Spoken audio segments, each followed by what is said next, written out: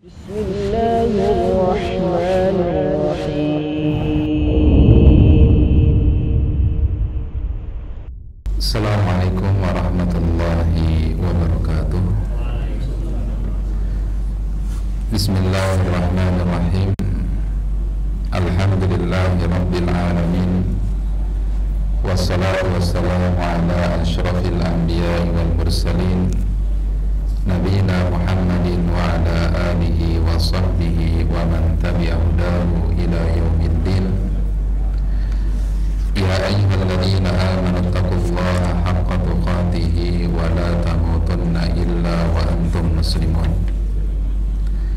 Ma'asyiral muslimin, jemaah yang senantiasa dirahmati oleh Allah, alhamdulillah, segala puji dan syukur kita panjatkan kepada Allah Subhanahu wa ta'ala atas segenap karunia dan nikmat yang telah Allah Subhanahu wa ta'ala anugerahkan kepada kita semua. Ma'asyiral muslimin, jemaah yang senantiasa dirahmati oleh Allah, kita akan melanjutkan pembahasan kita, kajian kita, kembali mengkaji kitab Umdatul Ahkam karya Al-Imam Al-Hafidh Abdul Ghani Al-Maqdisi rahimahullah ta'ala. Dan kita masih pada pembahasan bab sifat salat Nabi sallallahu alaihi wasallam. Dan sekarang kita akan masuk pada pembahasan hadis yang ke-8 dari bab ini, di mana kata Imam Al-Hafidh Abdul Ghani Al-Maqdisi rahimahullah ta'ala, an Zabit Al-Ulami an Anas bin Malik radhiyallahu anhu qala, dari seorang tabi'in yang bernama Zabit Al-Ulami, dari sahabat yang mulia Anas bin Malik, semoga Allah Subhanahu wa ta'ala meridhoinya, beliau berkata, inni la adu an usalliya bikum kama ra'aitu Rasulullah sallallahu alaihi wasallam yusalli bina. Kata Anas bin Malik, saya tidak akan, atau kemudian saya akan mengajari kalian tata cara sholat yang diajarkan oleh Nabi Sallallahu Alaihi Wasallam. Saya akan perlihatkan kepada kalian sholat Nabi Sallallahu Alaihi Wasallam sebagaimana saya melihat langsung Nabi Sallallahu Alaihi Wasallam sholat. Dan saya akan perlihatkan kepada kalian tanpa ada sesuatu yang saya kurang-kurangi. Jadi apa yang akan saya perlihatkan kepada kalian, ya seperti itulah sholatnya Nabi Sallallahu Alaihi Wasallam.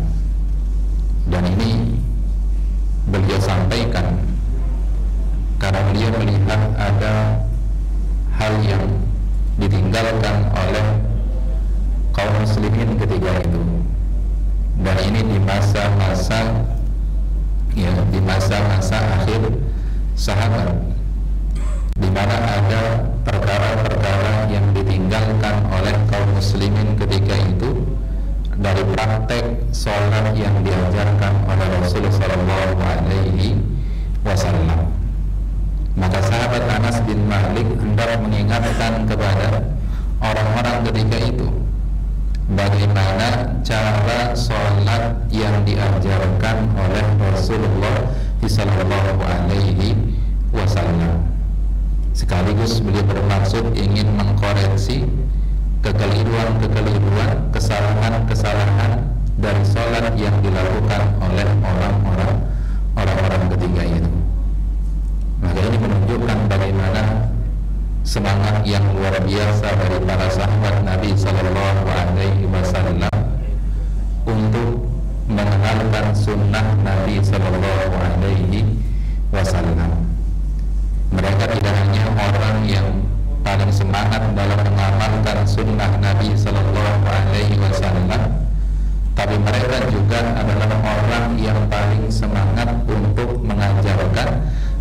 mengabarkan sunnah Nabi Sallallahu Alaihi Wasallam tersebut kepada kaum muslimin.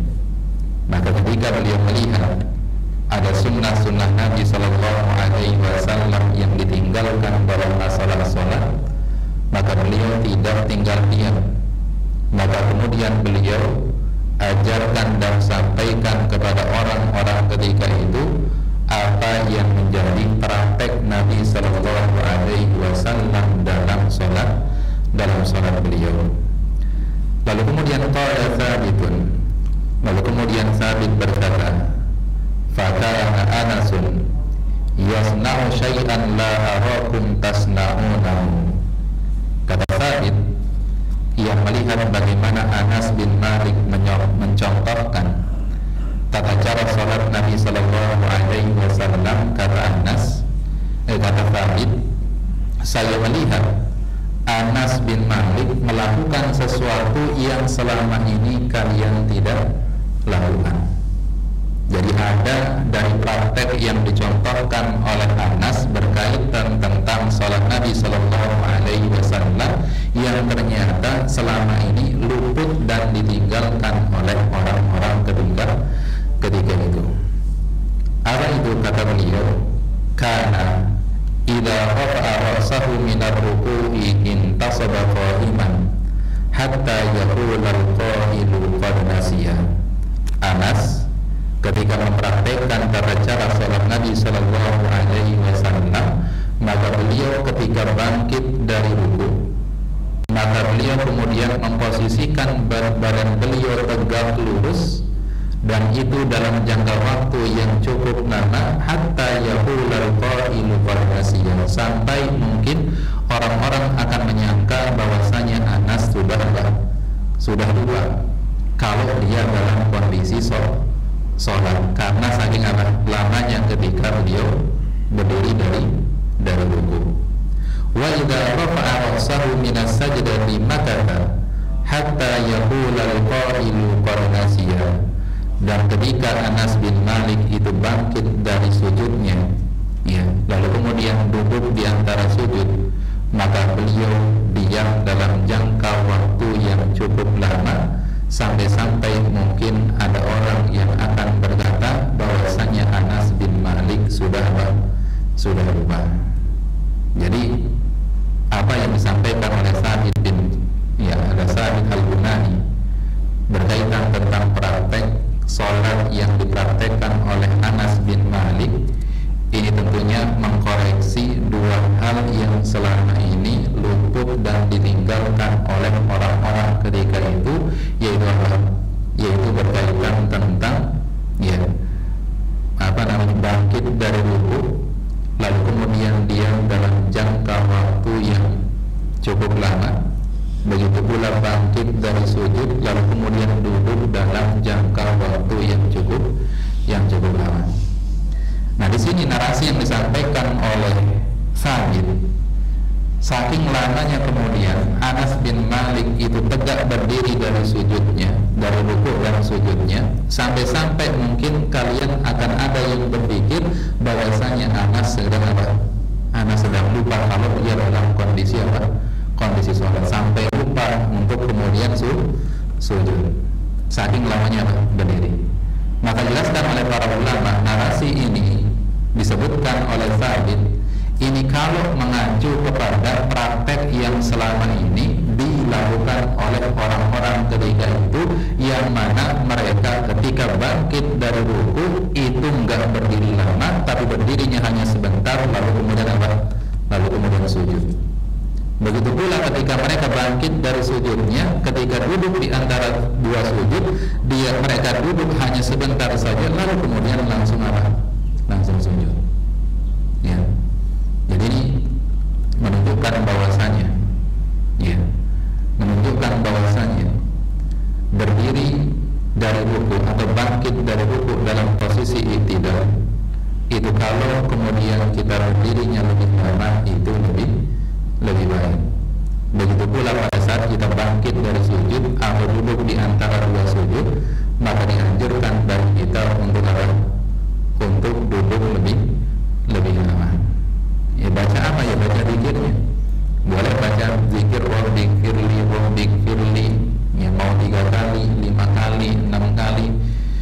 terserah, yang penting apa? Yang penting apa? Diperlama. Bahkan jumhur ulama menilai bahwasanya dalil ini, hadis ini menjadi dalil bahwasanya disunnahkan bagi seseorang untuk berdiri yang lama dan duduk yang lama, kecuali ya tentunya dalam madhab al-Imam Abu Hanifah. Dalam madhab Hanafiyah menilai bahwasanya tidak dianjurkan untuk berdiri terlalu lama dan duduk terlalu lama, bahkan dimakruhkan dalam pendapat mereka, dalam madhab mereka. Ya, wallahu ta'ala a'lam bis-shawab. Yang benar dalam masalah ini adalah pendapat jumhur ulama.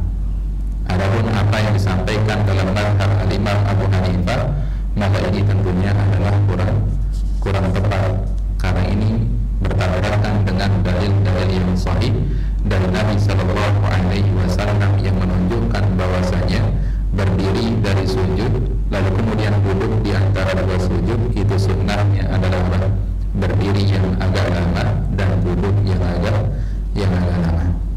Ya, ini yang disampaikan oleh Al-Imam Al-Hafidh Abdul Ghani Al-Maqdisi rahimahullah ta'ala pada hadis yang ke-8.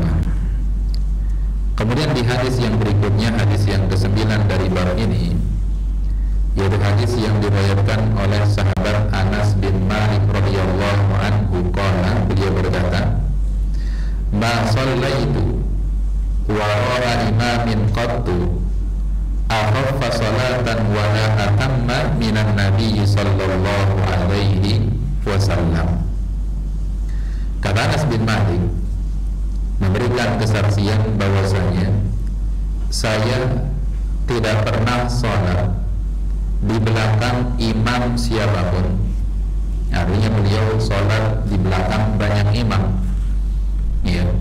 Maka beliau melihat bahwasanya tidak ada sholat yang paling ringan dan yang paling sempurna dibandingkan dengan sholatnya Nabi Sallallahu Alaihi Wasallam. Jadi dari sekian banyak orang yang telah mengimami beliau menjadi makmum, dia menjadi makmum di belakang imam yang begitu banyak, maka beliau tidak pernah melihat sosok imam yang paling ringan dan paling sempurna sholatnya dibandingkan dengan Nabi Sallallahu Alaihi Wasallam. Apa yang dimaksudkan dari kesaksian Anas bin Malik ini? Setidaknya ada dua kemungkinan. Kemungkinan yang pertama, Anas bin Malik hendak menyampaikan kepada kita bahwasanya sholat Nabi Sallallahu Alaihi Wasallam itu kadang-kadang ringan, kadang-kadang juga panjang, disesuaikan dengan situasi dan kondisi dari jamaahnya. Ya, disesuaikan dengan kondisi dari jamaahnya. Kadang-kadang Nabi Sallallahu Alaihi Wasallam meringankan sholatnya karena mungkin melihat bahwasanya di belakangnya ada makmum yang masih kecil, ada makmum yang mungkin sudah sepuh, atau kemudian ada makmum yang punya hajat tertentu. Maka Nabi Sallallahu Alaihi Wasallam meringankan sholat beliau, sebagaimana Nabi Sallallahu Alaihi Wasallam pernah ingin memanjangkan sholatnya, tapi begitu mendengar ada tangisan bayi di belakangnya, maka Nabi Sallallahu Alaihi Wasallam kemudian meringankan sholat beliau Sallallahu Alaihi Wasallam. Namun kalau dilihat dari mayoritas sholat Nabi Sallallahu Alaihi Wasallam, maka mayoritas sholat Nabi Sallallahu Alaihi Wasallam adalah sholat yang panjang. Jadi ini kemungkinan yang pertama, makna dari apa yang disampaikan oleh Nabi Sallallahu Alaihi Wasallam, bahwasanya Nabi kadang-kadang sholatnya, rakaatnya beliau ringankan dan sebagian besarnya beliau panjangkan. Kalau kemungkinan makna yang kedua adalah Nabi Sallallahu Alaihi Wasallam meskipun kadang-kadang beliau meringankan sholat beliau dalam beberapa kondisi, maka beliau tetap laksanakan sholat yang ringan tersebut dengan cara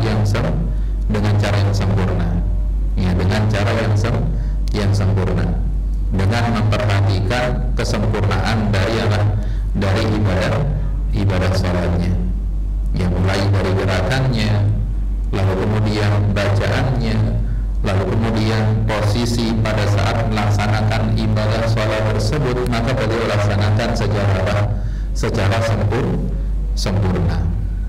Dan para ulama menjelaskan bahwasanya yang jadi patokan sholat itu ringan ya atau tidak, yaitu sholatnya Nabi Sallallahu Alaihi Wasallam.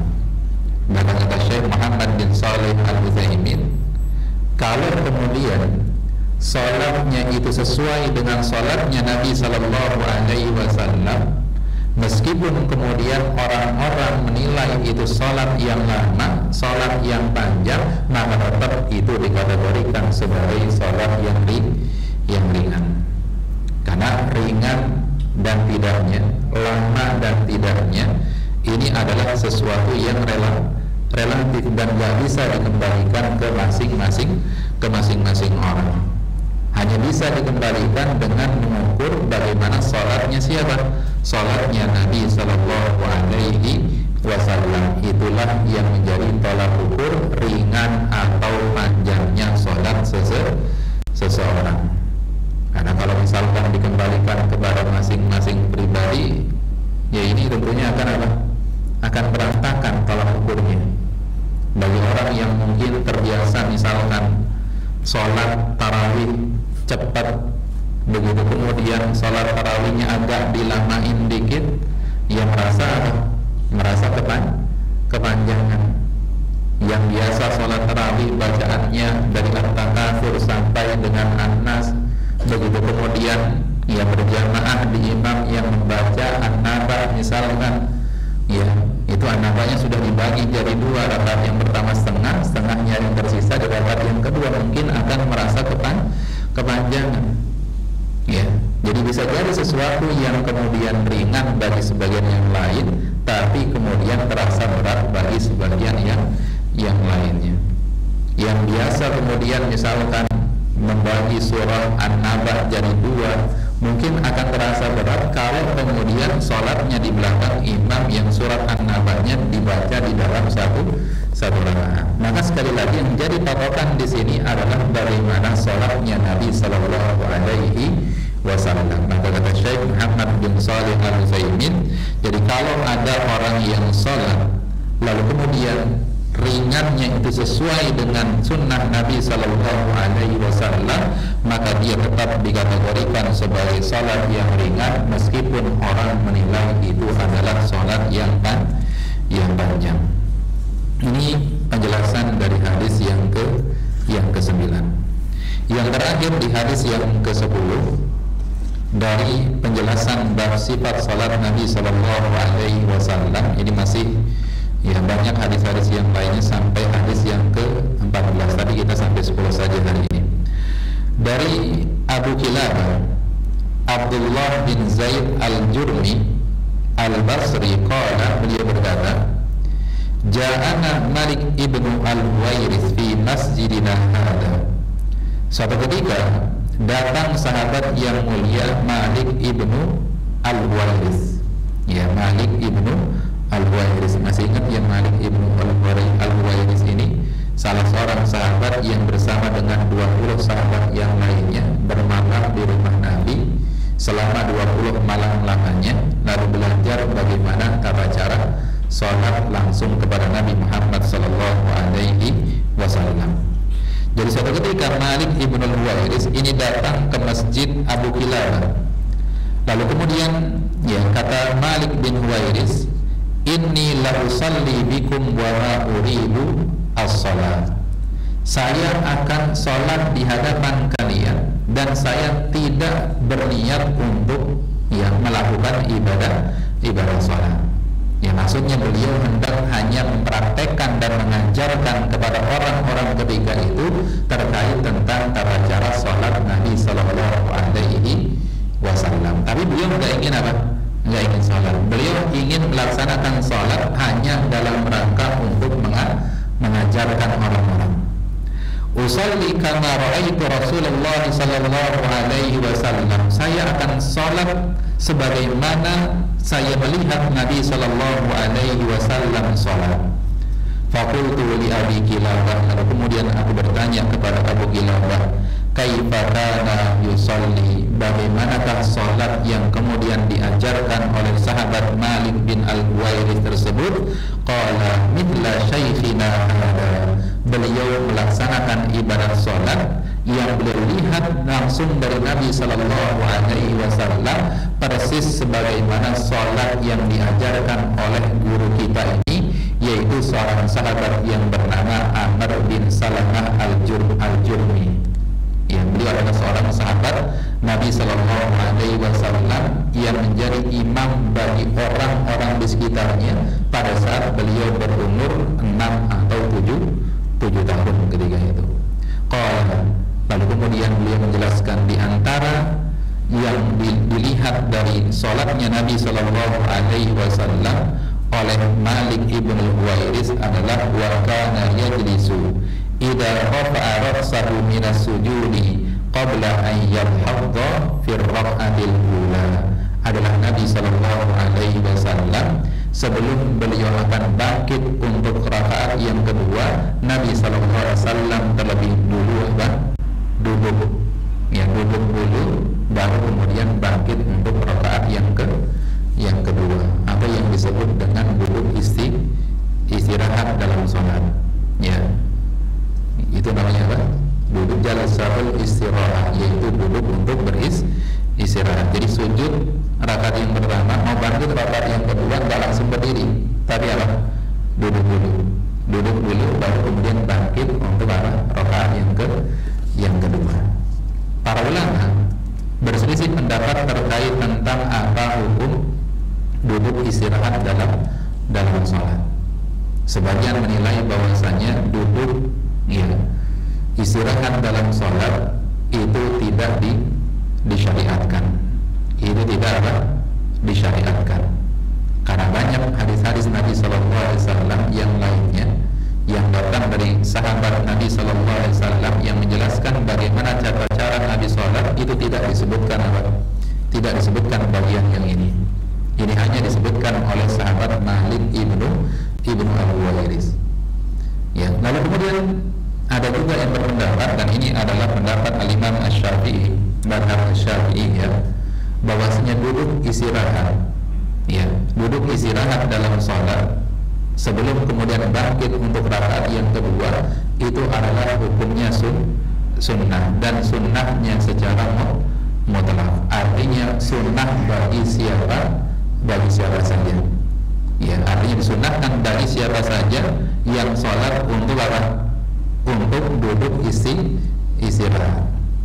Kemudian ada juga di antara para ulama yang berpendapat, dan pendapat ini menengahi antara pendapat yang pertama dengan pendapat yang kedua, bahwasanya duduk istirahat itu hanya disyariatkan, hanya disunnahkan bagi orang-orang yang membutuhkan.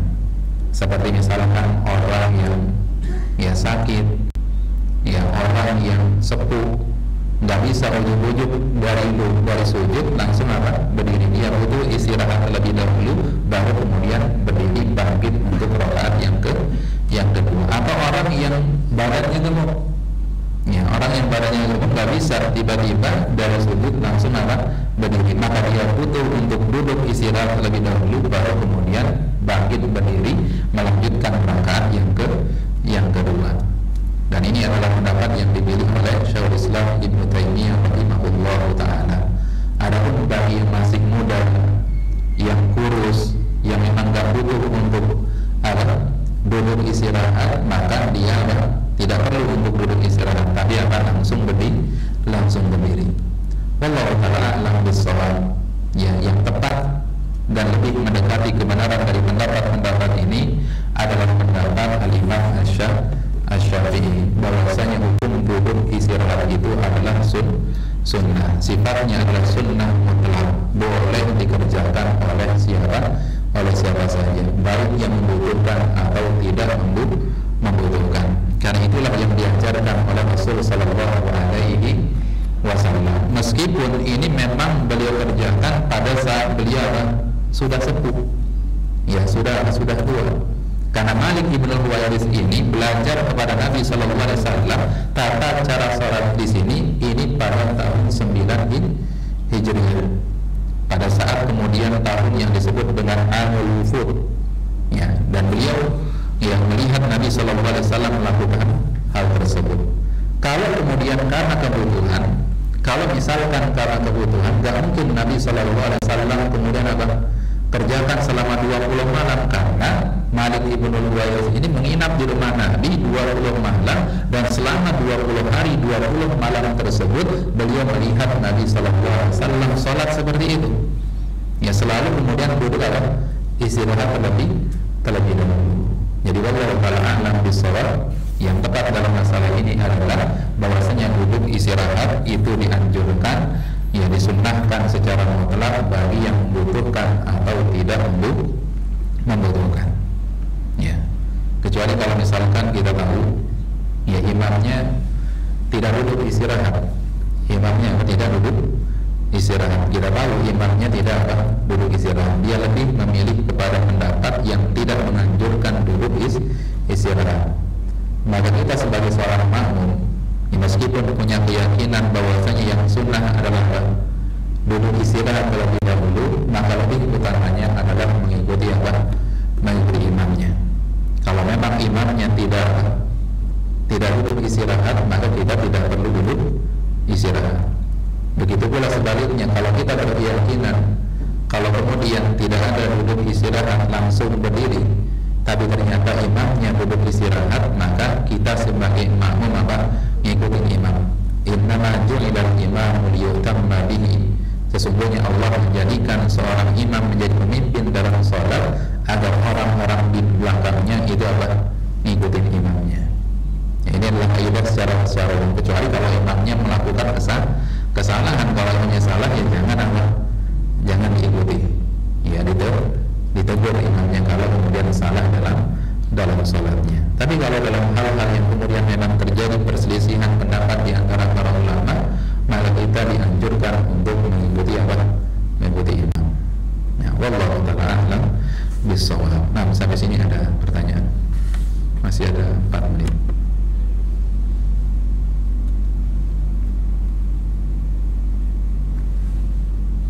Nah, silakan.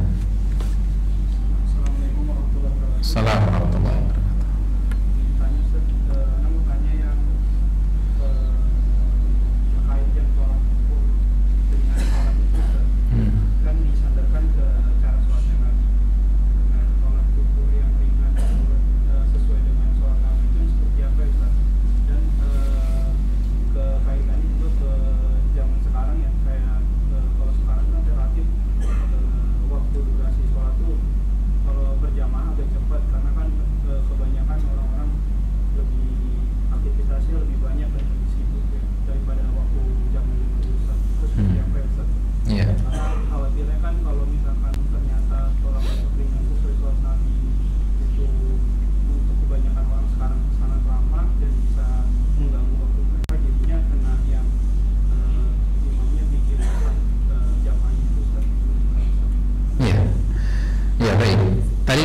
Kita dapat sampaikan bahwasanya tolak ukur ringan dan tidaknya sholat seseorang itu patokannya adalah bagaimana tata cara sholat Nabi Sallallahu Alaihi Wasallam.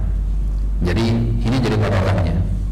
Maka ini kita gunakan ya sebagai dasar bahwasanya kita nggak boleh mencela ketika kemudian ada seorang imam yang kita rasa itu bacaannya panjang, sholatnya panjang, lalu kemudian kita protes dan kita cela.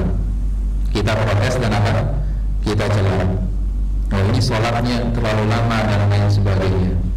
Ini nggak boleh kita cela. Tapi kalau kemudian ada yang sholatnya mungkin ringan, tapi kemudian ringannya tidak dengan patokan Nabi Sallallahu Alaihi Wasallam, maka selama kemudian sholatnya tersebut dengan memperhatikan syarat-syarat, lalu kemudian wajib-wajib serta rukun-rukun sholatnya, maka insya Allah itu tidak apa-apa. Itu tidak apa-apa.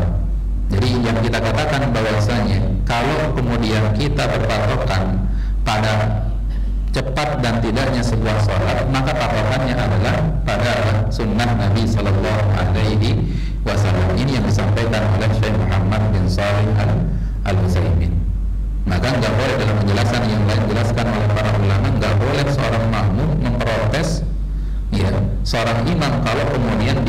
dia merasa imamnya apa? Terlalu panjang. Karena bisa jadi ukuran pendek yang kemudian tadi dilakukan oleh imam tadi itu memang yang sesuai dengan apa? Dengan praktek sholatnya Nabi Sallallahu Alaihi Wasallam. Ya, dengan praktek apa sholat Nabi Sallallahu Alaihi Wasallam. Meskipun nantinya pada prakteknya, ya, para imam lah yang akan melihat bagaimana kondisi daripada makmumnya, melihat kondisi dari para makmumnya. Dan Nabi menjadikan misalkan beberapa sholat itu ada patokan bacaan yang bisa dibaca dalam sholat tersebut. Seperti misalkan dalam sholat maghrib, ya, dalam sholat maghrib itu kalau bisa yang dibaca adalah surat-surat yang masuk dalam kategori qisarut tiwal, yaitu qisarul mufassal, yaitu surat-surat mufassal yang pendek-pendek. Itu mulai dari surah Ad-Duha sampai dengan surah An-Nas. Itu dibaca pada saat sholat maghrib. Tapi kalau kemudian di selain sholat tadi, seperti misalkan Isya, kemudian Zuhur, kemudian Asar, ya, maka di sini yang sunnahnya adalah Awsatul Mufassal, yaitu surah-surah yang masuk dalam kategori surah mufassal pertengahan, yaitu dari surah atasnya Ad-Duha sampai kalau tidak salah An-Naba atau At-Tahrim kalau tidak salah, atau bahkan Al-Mulk, ya. Nah, itu masuk qisar al-mufassal. Nah, kalau kemudian sholat subuh maka dianjurkan di atasnya, yaitu tiwal mufassal. Jadi kalau ada sholat yang paling panjang, harusnya adalah sholat subuh yang paling panjang. Ya, itu jadi ukurannya. Itu jadi patokannya. Tadi bukan nggak boleh kalau misalkan orang sholat subuh baca sabbihis imamnya, boleh atau tidak? Ya, boleh saja. Ya, boleh saja. Ya, jadi itu yang dimaksudkan apa? Jadi patokan adalah sholatnya Nabi Sallallahu Alaihi Wasallam itu cepat atau tidaknya ada dilihat dari praktek sholat Nabi Sallallahu Alaihi Wasallam. Jadi itu yang dimaksudkan tadi penjelasan dari Syekh Muhammad bin Shalih Al-Utsaimin. Wallahu ta'ala a'lam bishawab. Baik, cukup ya. Demikian yang bisa disampaikan pada kesempatan siang hari ini. Wallahu ta'ala a'lam bishawab. Subhanallahumma bihamdika asyhadu an la ilaha illa anta astaghfiruka wa atubu ilaik. Wa sallallahu ala nabiyyina Muhammadin wa ala alihi wa sahbihi wasallam. Assalamualaikum warahmatullahi wabarakatuh.